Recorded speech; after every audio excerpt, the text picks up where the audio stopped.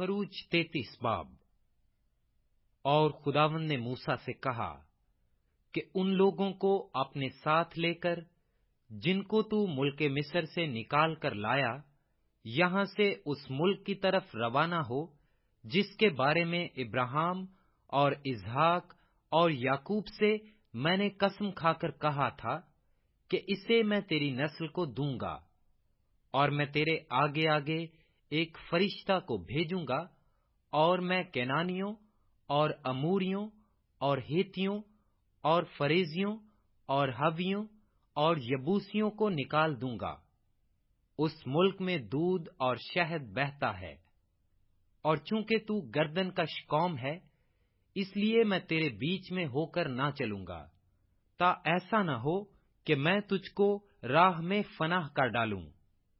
लोग इस वहशतनाक खबर को सुनकर गमगीन हुए, और किसी ने अपने जेवर ना पहने, क्योंकि खुदावंद ने मूसा से कह दिया था कि बनी इस्राएल से कहना कि तुम गर्दन कश लोग हो। अगर मैं एक लम्हा भी तुम्हारे बीच में होकर चलूं, तो तुझको फनाह कर दूंगा। सो तू अपने जेवर उतार डाल, ताकि मुझे मालूम हो कि तेरे साथ क्या करना चाहिए।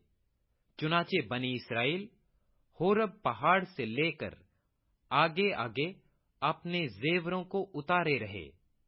और मूसा खैमागाह को लेकर उसे लश्करगाह से बाहर, बल्कि लश्करगाह से दूर लगा लिया करता था, और उसका नाम खैमाए इज्तमा रखा। और जो कोई खुदावंद का तालिब होता, वो लश्करगाह के बाहर उसी खैमा की तरफ जाता, तो सब लोग उठकर अपने अपने डेरे के दरवाजे पर खड़े हो जाते, और मूसा के पीछे देखते रहते थे, जब तक वो खैमा के अंदर दाखिल न हो जाता। और जब मूसा खैमा के अंदर चला जाता, तो अबर का सतून उतरकर खैमा के दरवाजा पर ठहरा रहता, और खुदावंद मूसा से बातें करने लगता।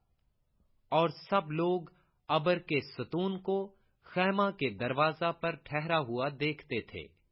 और सब लोग उठ उठकर अपने अपने डेरे के दरवाजा पर से उसे सिजदा करते थे। और जैसे कोई शख्स अपने दोस्त से बात करता, वैसे ही खुदावंद रूबरू होकर मूसा से बातें करता था। और मूसा लश्करगाह को लौट आता था, पर उसका खादिम यीशु, जो नून का बेटा और जवान आदमी था, खैमा से बाहर नहीं निकलता था। और मूसा ने खुदावंद से कहा, देख, तू मुझसे कहता है कि इन लोगों को ले चल, पर मुझे ये नहीं बताया कि तू किसको मेरे पास भेजेगा। हालांकि तूने ये भी कहा कि मैं तुझको बनाम जानता हूं, और तुझ पर मेरे करम की नजर है। बस अगर मुझ पर तेरे करम की नजर है, तो मुझको अपनी राह बता, जिससे मैं तुझे पहचान लूं, ताकि मुझ पर। तब उसने कहा, मैं साथ चलूंगा और तुझे आराम दूंगा। मूसा ने कहा, अगर तू साथ ना चले, तो हमको यहां से आगे ना ले जा, क्योंकि ये क्यों कर मालूम होगा कि मुझ पर और तेरे लोगों पर तेरे करम की नजर है। क्या इसी तरीक से नहीं कि तू हमारे साथ साथ चले, ताकि मैं और तेरे लोग रुए जमीन की सब कौमों से निराले ठहरें। खुदावंद ने मूसा से कहा, मैं ये काम भी जिसका तूने जिक्र किया है करूंगा, क्योंकि तुझ पर मेरे करम की नजर है, और मैं तुझको बनाम पहचानता हूं। तब वो बोल उठा कि मैं तेरी मिन्नत करता हूं, मुझे अपना जलाल दिखा दे। उसने कहा, मैं अपनी सारी नेकी तेरे सामने जाहिर करूंगा, और तेरे ही सामने खुदावंद के नाम का ऐलान करूंगा, और मैं जिस पर मेहरबान होना चाहूं मेहरबान हूंगा, और जिस पर रहम करना चाहूं रहम करूंगा।